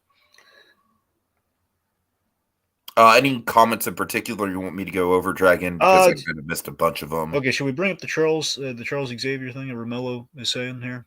Yeah, sure. I mean, I do agree with this point to a certain extent, but I think the only one of the I think this death and the Logan death are fine because it's like obviously two different universes. The one that seems a little gratuitous in retrospect because it was the X-Men 3 death. Yeah. Let's see. The executive brings up the chaos magic burst. So there's executive saying, yeah, he believes Wanda survived. Is the chaos magic to really just like her teleporting herself or like saving her life, or is that just like her destroying the Darkhold and all the Darkholds throughout the multiverse? I viewed it as the Darkhold thing, but I don't know. I don't think she can teleport though. I think that she can't teleport. Romello says, "What if we saw Spider-Man meeting the Fantastic Four in the Fantastic Four post-credit scene?" I would love that so much. I would even take just a solo meetup between Spider-Man and the Human Torch. Yeah, oh god, that'd be great too. Like, I honestly think that'd be even cooler than him just meeting the whole team. Yeah. No, man, that would be cool. Honestly, what I'd suggest, Tiki, is you have Spider-Man meet him in the post-credit scene, then in the Spider-Man movie, Human Torch would drop by. Totally, yeah. That's how that works. Human Torch drops by, and so like, in the recent Spider-Man comic they did, Human Torch says, "Hey, Spider-Man, we got to talk." have a subplot where like the thing is Peter is roommates with the Human Torch. Yeah, Peter doesn't want to reveal. Oh, I like that. Absolutely. And all the comedy is just like Peter trying to. Because Peter's gonna need a new social group now. So. Oh my god, can you imagine if we did some kind of an iteration of Spider-Man, His Amazing Friends, only it's like a different lineup. It's like him and the Human Torch being the kind of the fire hero, and we had like, I don't know, Bobby Drake. Yeah, just to clarify, I have no doubt that Wanda is not dead. I'm just saying if this was the end of her role in the MCU, it would be a really satisfying final chapter. I have no doubt we're going to see her again. She's too marketable at this point. But exactly, I don't believe she flew. I don't believe she teleported. That's the thing. I mean, they fly now. I can't recall her directly teleporting, but I could be wrong. I don't recall it though. I mean, unless she teleported during the fight, now that's what I'm not remembering. That's the thing. Vitaly, I would probably say Multiverse of Madness. Moon Knight, I feel like once Dragon. I honestly don't know. I haven't listened to you and your Jacob's podcast yet, but with Moon Knight, are you with most of the internet where it's like they kind of pull a WandaVision where episode 6 is the worst episode? I have issue. Look, I have issues with the last episode, but I don't think it really compromised the whole, though. Yeah, I don't like. I just like after episode 5, I don't think it landed as strong as it could have. I'll say that much. I think it was just a run. Had they given it more time, I think it would have been better. But anyway, That's true too. I mean, I'll say this: like Moon Knight is like my favorite of the MCU Disney Plus shows. I can understand people's issues with the 6th episode, maybe not sticking forward. It's still probably my favorite of the MCU shows too, but I still was kind of underwhelmed by that ending. Sure. I feel like it doesn't have like the thing, it doesn't have the WandaVision thing of like undermining the character's arc with a line like that. Just like, it's just like the writers are not aware of like the moral, like. I honestly feel like it was more so my issue with the Moon Knight finale was it was just kind of like we were wrapping up a lot of stuff too quickly. Whereas the episode before it was like very like the episode before it is freaking brilliant, I think. Yeah, I know. Executives kind of alluding to this. It says episode 5, did what WandaVision episode 8 did. That's the thing. The penultimate episodes on these Disney Plus shows have been pretty good. If you really think about it. They keep outdoing themselves with those penultimates. Think about Loki. Even down to like Hawkeye with oh look who's back. That's what I'm saying. So you look at like Loki. Loki's best episode debatably is episode 5. Oh my god, you're right. Oh Jesus Christ. It's a trend. It's a trend. Yep, I remember we had like the big, if I recall, episode 5 is the fallout from the John Walker incident and Isaiah Bradley. Yeah, we had I think we have the Isaiah Bradley story in 5. So yeah. Oh man. Yep. It's like the episode 7 and 9 thing from Better Call Saul episode. Penultimate. It's always the penultimate. Yeah, except with Better Call Saul, the episode 10s don't derail the whole season. Oh, yeah, I mean, yeah. Could you imagine if Better Call Saul had that curse going on for it? Wouldn't that be awful? Don't say that, Tiki. I'm just saying. I mean, we're so far down the road at this point, Dragon. That's obviously not going to happen. But I'm just saying. I know that, but still, it's like a horrible thought. Like, could possibly do that. Like, come on. Like they build up all this goodwill. Episode 9's amazing, and then every season they consistently. That's a multiverse I don't want to live in, sir. I don't want to live in a multiverse where Better Call Saul keeps dropping the ball for their season finales. They keep getting picked up. I don't want to imagine that world. All right, fair enough. Anyway, so ultimately, I think real quick back to the Doctor Strange thing. Again, we already kind of talked about her, but first of all, Charlize Theron in the MCU. That's kind of a plus word. They're like, hey, she's in it now. I kind of wish she was Captain Marvel, but she's in it now. I've never been big on Charlize Theron. I'm sorry. Really? I don't get the hype for her. Oh, I thought you really liked her in Kubo. I mean, that's a voice acting role. She's fine. Well, emphasis on acting, but No, I'm not trying to downplay voice actors. I'm just obviously, but right. I don't know. But regardless, she's I like that very much fine in everything I've seen her in. She doesn't really have that performance. Like even something like Monster is more like a physical transformation than anything else. But. Well, anyway, just with Clee's introductions, the recap for anyone joining us here again, I'm thinking like she'll be the answer to the question, like, are you happy? So ultimately, I think we're going that way with it for a third film when we're going to the dark dimension. And I'm going to bring up a speculatory question for you guys. Okay. I'm thinking Kang in the next. I think what we're doing, because they've rearranged the schedule where Ant-Man's coming sooner than the Captain Marvel thing, the sequel, and. All of this implies to me, while this film did not like lay the status quo changing, kind of multiversal track, I think a lot of people were expecting.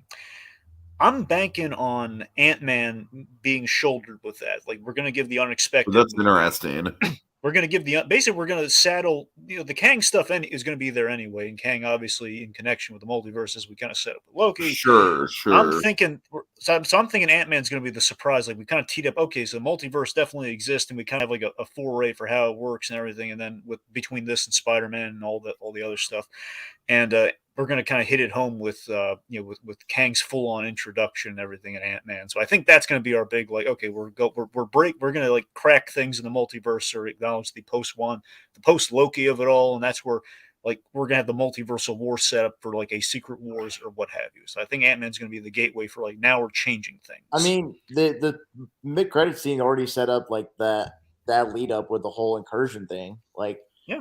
I'm very interested to see, like, in light of Doctor Strange causing an incursion, just, but for like as good a reason as he could have had in doing so. I am very curious, like, if we do get like a Secret Wars or like a movie that like the Avengers movie, the multiverse. Like, I'm just wondering how the other Avengers can react to having that knowledge, and like I wonder if like Doctor Strange is going to be on the outs, and he'll have like a character arc where like at the end of like an event of that Avengers movie, he makes like the Tony Stark sacrifice. Mm. Now that would be interesting. All right, I mean, Tiki, unless you see anything recent you want to shout out, I think unless you have anything else you want to throw in there. I have one, it's not even a speculation, it's more of an idea where, what do you got? And it's not even for the movie itself, it's more kind of like an external thing. Okay. With Doctor Strange, just the series, I honestly think this film series could benefit as much as Raimi did an awesome job directing this. I think this series could benefit from a revolving door of directors just because there's so many different stylistic things that you could do with the character. Mm-hmm. So with that in mind, do you guys have any ideas for other directors that you would like to see kind of play in the Doctor Strange sandbox? Guillermo del Toro. Yeah, well, he stole my answer. That's the obvious one. Yeah, I know. That's the obvious one. Sure. Yeah, that is. I mean, if you want to go for the more like in the know horror directors, if we're sticking with the horror specifically, like Mike Flanagan, Jennifer Kent, Ari Aster. Ari Aster would be my Jordan personal Peele, choice. like anyone that's like known in horror, I think would be a good pick. I don't necessarily think Robert Eggers would be a good fit. I gotta be honest. Robert Eggers' Marvel movie would be fucking insane. No, you know what movie he'd be perfect for? Tiki? What? Marvel 1602. Oh God, absolutely! Oh my God, Jesus! Oh Jesus! You know what though? I gotta be honest. I don't think the next one should be a horror movie. Yeah? Yeah, because saying, but the first Doctor Strange isn't like necessarily a horror movie either. And this one should have been a horror movie, and it was a horror movie, and they got all those aspects there. I don't know. It just feels like we shouldn't like it the same way we should. We have a different director style and everything. It just feels like it should be. You're right. I mean, honestly, I'm thinking like not for the whole movie, mind you, because obviously like Thor's hard fantasy though. Yeah, sure. That's what I'm saying. Get a fantasy guy. Just don't boil it down to just the horror though for the third one because we already did that movie. Yeah, because like the first one is like a psychedelic like action adventure movie. Yeah, it's the on-brand Doctor Strange psychedelia you kind of need to get into. And the visuals very much supported that with their like the stuff with Doctor 60s, and the horror stuff is like what was prominent in Doctor Strange comics in the 70s, and 80s. And I'm thinking, it's like, well, what do you do for the third movie to be different from if you're not going for psychedelic aspect or the horror aspect? I mean, my guess would be cosmic. We've already kind of done that in other MCU movies. Bring in all the like. You can do. They basically be like bringing the Living Tribunal. Now they had built him up for a while, and apparently he has a cameo in this movie, but it's like a blink and you miss it cameo. I think it's during that multiverse, like when we're traveling through like the paint and all that sort of stuff. No. Not bring in the book. Bring in the like the Vishanti people. Yeah. In the Living Tribunal. Also bring in like Eternity, Infinity, Oblivion. Okay, okay. Now you're talking my language. Bringing in Eternity, that would be sweet. That's how you do it. Basically, what if the third Doctor Strange movie kind of in a way celebrate like the cosmic entities that would give us like a Galactus and stuff, like basically you kind of do like cosmic horror, somewhat, with like the Eldritch abominations, like Cathan, the whole aspect, but maybe you can have like Nightmare like show up there as well. Well, Nightmare is the logical next villain, I think. Nightmare's probably going to be I think Nightmare and Mordo would be the next logical villain. Actually, I mean, with Clea being like the niece of Dormammu and being the daughter of Umar, who's like the sister of Dormammu, I have a particular fan cast for Umar. Angelica Houston would be a great pick. That's not bad. Okay. Executive asked to Steven Spielberg do horror. Dragon, how would you answer that question? Well, I mean, he's done kind of yes I and feel like no. he does high concept suspense. I don't really think horror. Yeah, it's more suspense and thrill. Like, I mean, Schindler's List, depending on who you ask, that's a horror movie. Well, I mean, yeah. Yeah, so I'm saying it's a horror of a different kind, though. It's kind of like it's more of the ideological horror. I feel like Jaws is probably the closest thing he's done to like lawn horror. But even movie. though technically, though, it's again more thriller. But you're right, though. That's essentially the horror movie as a horror movie at sea. Yeah. Yeah. So there you go. So there's your answer. Mutali asked, in terms of MCU sequels, how would you guys rate this? It's like the second movie in franchises. Okay, well, obviously, Winter Soldier's at the top. We're specifically talking about twos, right? Like not Endgame or yeah. Okay, Rohit, what do you got? No, I will say like Winter Soldier is like my favorite of the number 2 movies. Yeah. Let me see. Okay, let's see. So I've got my list written down. I don't know if I'm missing any off the top, but I have Ant-Man and the Wasp at the bottom. Really? Even under Thor 2? Yeah, I'm surprised. I put Thor 2 as my bottom. Ant-Man and the Wasp is like the second bottom. Thor 2, I feel like at least advances the Loki stuff a little bit, whereas Ant-Man and the Wasp just feels like a wash of a movie to me. Iron Man, Dark World would be second to last. Iron Man 2, Age of Ultron, Far From Home. Then I would put Multiverse of Madness. Then I'd put Winter Soldier, and I have Guardians 2 at the top. All right, for me, I'm mind you, I'm spilling here. I'm pretty much going to try and say. Am I missing any in that list, by the way? That's what I'm saying. I don't think you are, but let me think. No, at this moment, no, because we don't have Black Panther 2 cool. yet. So I think you're good with the twos. Okay. I don't know. For me, it would be probably assuming I'm going to list them all here.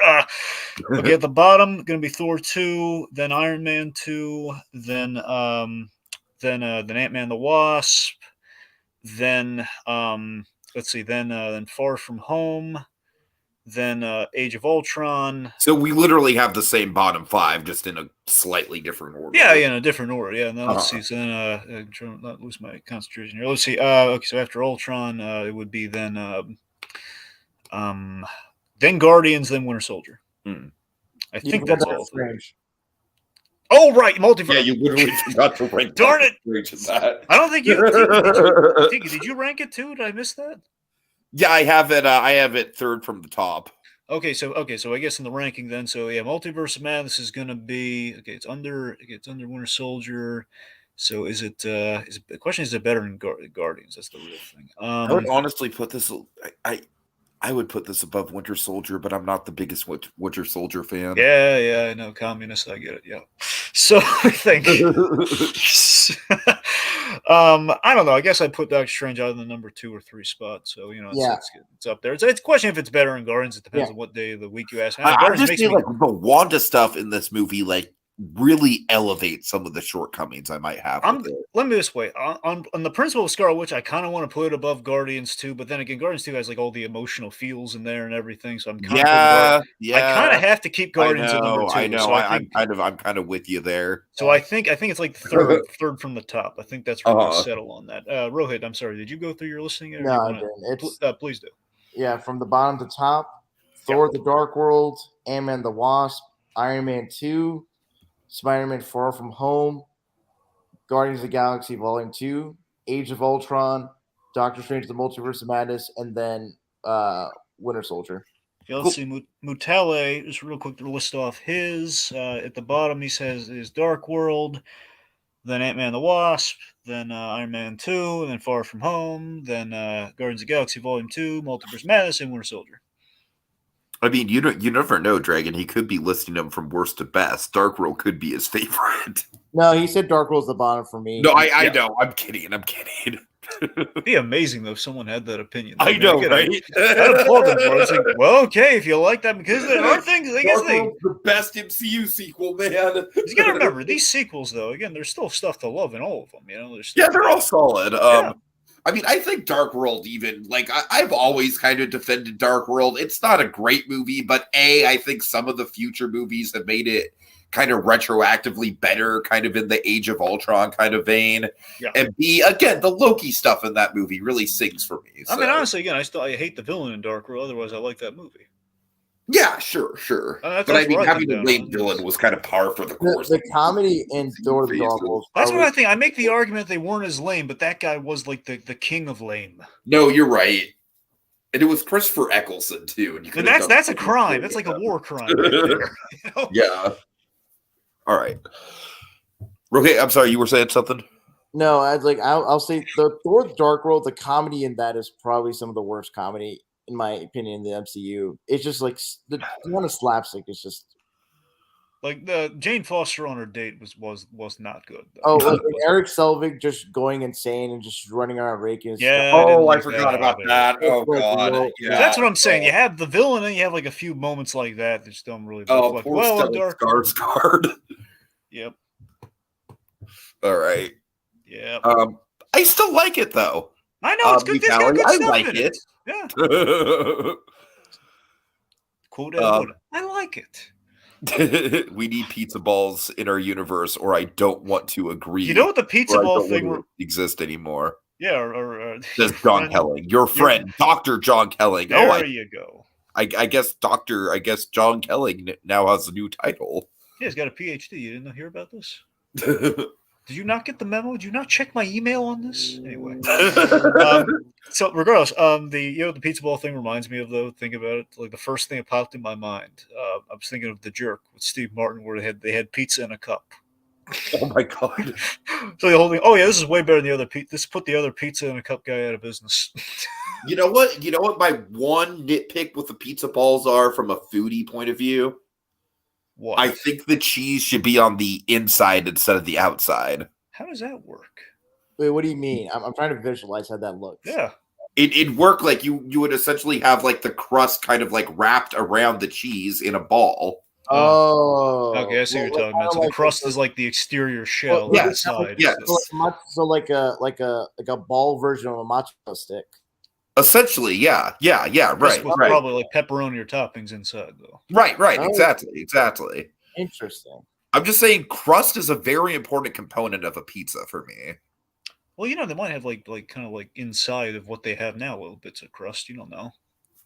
Yeah, that's true, but I don't know. Like, I'm a big crust guy with pizza, so. Well, regardless, I think your way is the cleaner version. There. Either way, I think your pitch is kind of the cleaner version of this fictional. Right. Yeah. All right. Yeah. Well, we know what they should add to Avengers Campus, don't we? What? No, I'm saying they should add pizza bowls to like all the food. Oh yeah, absolutely. They should add that. Yeah. Oh god, I want Bruce Campbell to be the spokesman. I'm gonna have like a little video and everything. It's like Pizza Papa. Oh my god. He's juggling the pizza balls. Yes. Oh my god. Yes. Yes. All right.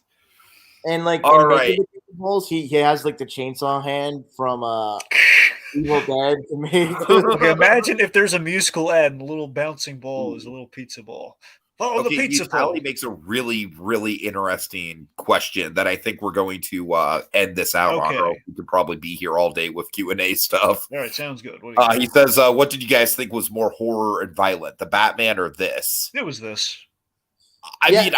I think the Batman was definitely the more adult movie of the two as far as just tone and grittiness and atmosphere. But this absolutely was more violent and horror-esque. Yeah, it's the thing is, I say it's both, and for different reasons. Because the Batman, it's kind of horrific, like in a fanatic, like the subject matter that it deals with. The Riddler aspect is horrific. Yeah, also the implications of like how corrupt Gotham City is, and like the secrets of the whole like renewal fund and all that. That's kind of scary in like a real world like whereas like kind of like how Moon Knight episode 5 is kind of scarier than anything. Yeah, and the Multiverse the implications are terrifying. Yeah, it's scary in like the horror movie, like Nightmare on Elm Street, that classic horror thing. So it's really dependent on like what's more terrifying, like the more fantastical like slasher demonic sort of a deal, or like real world stuff that like sure Yeah, I mean, honestly, for me, at the end of the day, it's like we had a sitcom aficionado murder, like, alternate versions of all everyone's favorite heroes. It's like, we're just like, oh god, it's like they're like the very horrific, memorable deaths that are going to haunt you. So I'd quantify that, but I take your point though, Rohith. Yeah. All right. And with that, who wants to say the Bruce Campbell line that's going to be a really appropriate end tag to this? It's over. Oh, wait. Hold on. I'm sorry. Before you guys do that, I'm sorry. That was badly timed on my part. Let's shout everyone out.